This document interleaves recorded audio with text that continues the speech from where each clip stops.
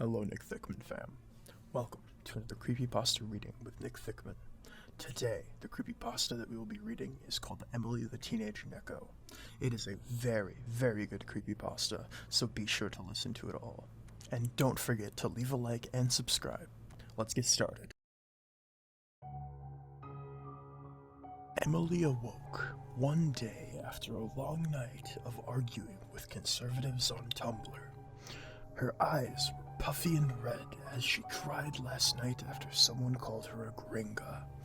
She has experienced depression after this horrible slur. Nothing was unusual, everything was normal. She got up and looked in the mirror. She knows she was ugly. She had a beauty, waving long pink hair, pale, very clear skin, and she had a curvy body that made the other girls jealous. But she knew she was ugly. She sighed as she put on her Sailor Moon uniform. She knew it wasn't usual to put on those uniforms at an American school, but what can she say? She's different. She knows she's Japanese on the inside. "Oh, no, I'm late," she cried as she realized she had slept 1 hour past the start of the school. She sprinted out of her house and got to the school in 2 minutes.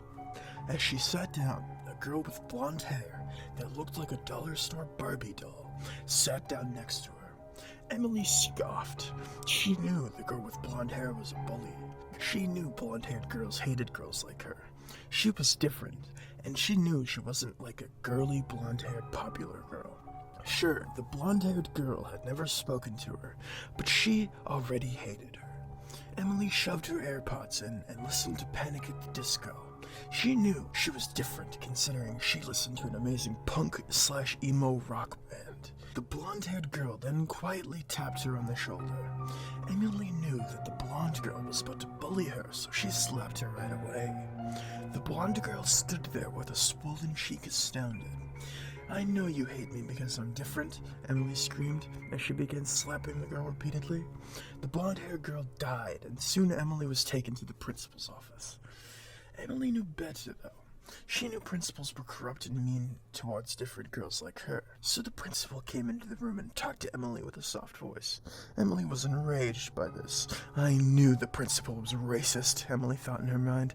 "She hates me because I'm white with pink hair and I'm a psychopath. It's so hard to live in America right now." The principal kept trying to talk to Emily, but Emily refused, as she knew never to listen to liberals.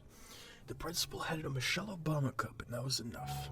Emily ran out of there, and once she got home, collapsed on the bed crying. "Why is everyone so mean to me?" she sobbed. She quickly opened up her laptop and viewed Harry Styles' Wattpad fanfictions, the only thing that gave her life. Emily was just different. She knew no other girl liked Harry Styles for his true qualities. After reading an entire lemon, she fell asleep. However, she woke to a funny feeling on her head. She slapped her head and felt immense pain. She hopped over her bed and looked in the mirror. Emily had cat ears. Emily was amazed. She looked in the mirror, and although her cat ears were ugly, she knew they were pretty. "Ugh, I have such a god complex," Emily groaned. She quickly texted her boyfriend, who's 48. A bunch of her online friends told her that she shouldn't be in a relationship with him since he's married and has kids, but she's just different and they don't understand. After a while, Emily got a wide range of powers. She could teleport, super speed, and she could blast people with lasers. However, as she was practicing these powers in the bathroom, she heard a knock at the door. "Go away, I despise you normies," Emily hissed.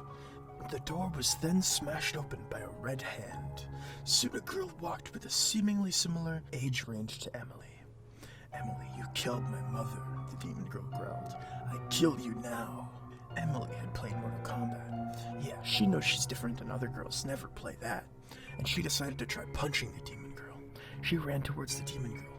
"You'll regret messing with me," Emily hollered. She ended up getting her ass beat by the demon girl, but she knew the demon girl was homophobic, so she considered it a win. After then, Emily decided she had such a god complex after watching Death Note that she goes around murdering those who breathe her air, as nobody deserves to do that.